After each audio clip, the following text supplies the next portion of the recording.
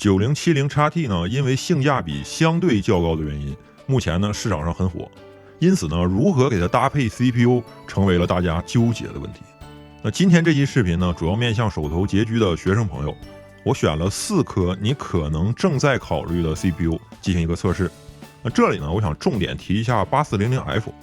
这颗处理器啊，它在黄鱼上的价格是很便宜的，只需要500多块。但是呢，它的缺点也是致命的，不但3级缓存的容量砍半，显卡呢也最高只能使用 PCIe 4.0x8，这会对它的网游性能呢造成很大的打击。那 7500F 与 9600X 它俩的主要区别呢还是频率。那 9700X 这里呢主要是提供一个标杆，毕竟考虑到实际预算，你很难选择 980X3D 进行一个搭配。那今天呢，我准备了30款游戏，在 2K 分辨率以玩家实际的体验为基准，一起来看一下4颗 U 的游戏差距。那首先呢是 DNF 这款 PPT 贴图游戏呢，对主频与缓存容量是极度敏感的，因此 8400F 的表现呢只有 9700X 的6成。7500F 呢虽然缓存容量一样，但是呢频率逊于 9600X， 因此呢还是有非常明显的差距的。9700X 的多核性能呢难以在 DNF 里发挥出优势，因此无法与 9600X 呢拉开一个更大的距离。CS2 这里呢 7500F 的表现就好得多了，几乎是追上了 9600X。 不过这里面呢当然也是有显卡瓶颈的一个原因， 9070XT 目前的 CS2 体验呢还是要落后于同等级的 N 卡的，那 CPU 之间的差距呢也因此被大大缩小。 R6 的情况呢更是让人大开眼界，8400F 呢其实表现都没有差很多，因此实际的搭配中呢也不是所有网游都极度吃3环，那显卡的预算呢依旧是第一优先级。无畏契约呢作为一个竞技类游戏，超高帧率呢是有明显的延迟优势的，那 970X 的表现是最强的， 980X3D 在这款游戏里都不如 970X， 而少了2个核的 9600X 表现呢就有明显的退步，与 7500F 呢是差不多的，很难理解拳头游戏的优化逻辑。至于 8400F 呢，在频率与缓存的双重 debuff 下呢，表现就很一般了。COD 呢作为 9070XT 的广告游戏，它支持 FSR4 与真生成，在剧情模式里呢是可以放心使用的。而且大家要知道，真生成啊还可以极大的缓解 CPU 的瓶颈问题，因此前3颗处理器的表现基本相同。但是缓存砍半的 8400F 呢就很难受了，平均帧呢还好说，low 帧的表现是非常糟糕的。DOTA 2呢按理来说是最吃缓存的，但是实际测试发现呢 CPU 的频率依然是很重要的，因此 960X 呢依旧可以甩开 7500F 一截， 9700X 呢倒是没啥优势。8400F 呢在这款游戏的表现比预期要好，但是到了英雄联盟里呢 8400F 就不太行了。虽然说英雄联盟超过240帧之后呢会出现卡顿，但是超高帧率可以确保 low 帧呢超过200次，实现真正的全丝滑打团。8400F 呢就做不到这一点，而 7500F 的 low 帧就可以，堪称英雄联盟守门员。SC2 呢作为 D-9 时代的祖传单核游戏， CPU 的频率是至关重要的，Zen 5的表现明显优于Zen 4， low 帧呢也要更强。暗黑破坏神4呢这款游戏支持 FSR 与光线追踪，那 9070XT 呢是出现了瓶颈，前3颗 U 呢表现差不多，只有 8400F 是自己拖了后腿，帧数表现呢是差一截。PUBG 自从更新之后，不管你使用什么配置， low 帧卡顿现象呢就一直存在，因为呢这是游戏本身的问题，那小卡顿呢是根本无法避免的，因此呢很难说这4颗 U 的游戏体验是丝滑无比的。7500F 的表现呢，我觉得对得起它的售价。国产网游逆水寒，即使你使用 970X 呢，你的 low 帧都不会超过60，那 8400F 呢就不要提了，这种3缓残疾 U 呢不适合玩这款游戏。国产2游绝区0呢，Zen 5的2颗 U 表现不错，7500F 呢还是照比 960X 是差不少的。战争雷霆对显卡的压力明显更大，7500F 的表现呢也很接近 960X，8400F 的表现也有提升，不过平均帧呢不如 7500F 的 low 帧。最终幻想14呢4颗 CPU 倒是没什么区别，所以说这个缓存容量是时吃时不吃。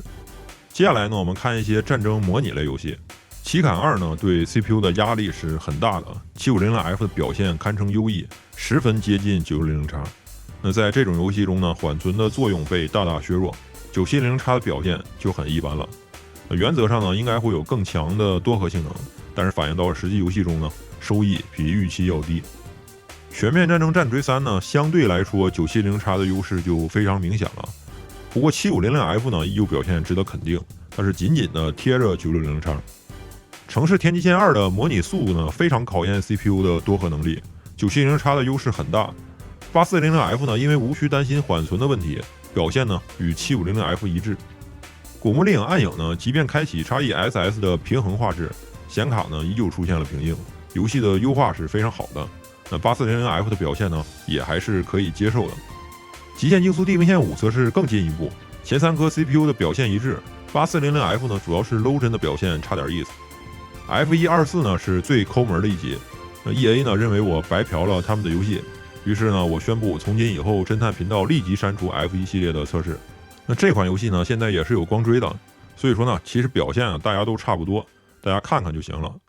伊苏10呢是日式 JRPG 益智游戏的代表，那这里呢Zen 5的表现明显优于Zen 4，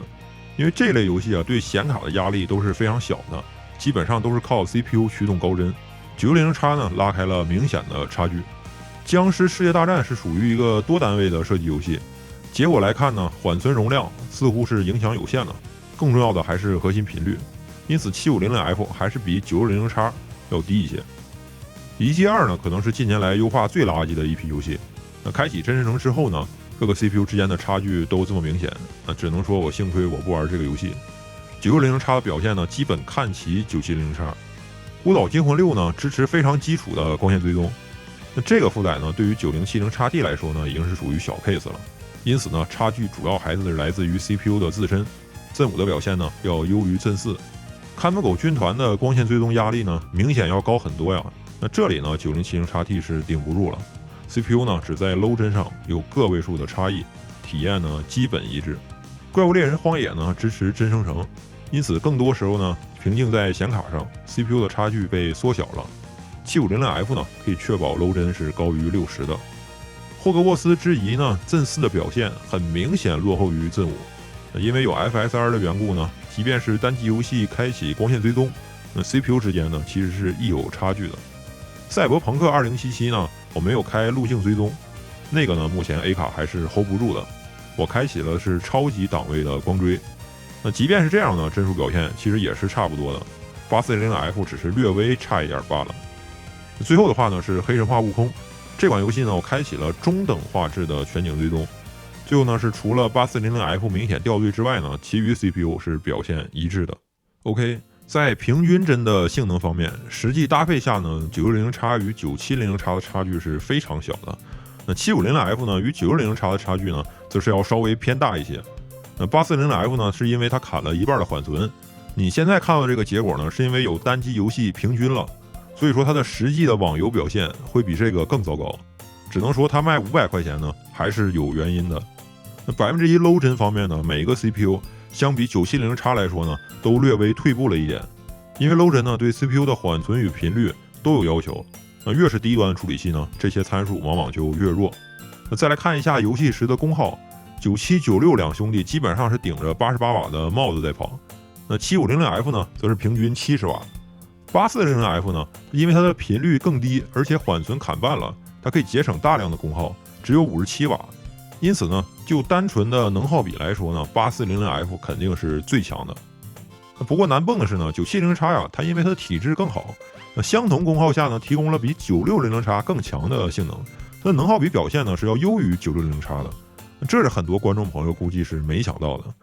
那最后呢我再挨个点评一下吧。那 970X 呢其实它作为目前最有性价比的 CPU 呢，搭配 9070XT 其实是存在一个性能过剩的，理性来说呢，除非预算充足，可以不优先考虑。而 960X 的表现呢在实际环境中呢足以匹配 9070XT， 那价格呢也要更便宜。750F 呢则是面向手头非常拮据的朋友，那相比 960X 来说呢，虽然说性能有所退步吧，但是价格上呢也省了400大洋，接近1/3啊。那最后的话呢是 8400F 这个油，如果你很少玩网游的话，只喜欢玩单机，或者说呢你只是暂时过渡用一用，等下一代便宜的 X3D， 那是非常合适的，因为它只需要500多块钱，那就算你以后出手亏一半，你的损失呢都是可以接受的。而且这颗 U 啊，因为它没有 I/O 带，有人把内存呢甚至是成功超到了8800呀，这样的话呢就有一些操作空间了。那当然了，它的代价也很明显，它默认状态下搭配 9070XT 的时候，性能只有 970X 的77%啊。因此呢，不到万不得已，不建议你长期使用 8400F 搭配 9070XT。那么如果你觉得这期视频呢对你有帮助的话呢，欢迎关注一下这个频道，一键3连支持一下。我是一眼盯真的侦探，各位朋友，我们下期再见。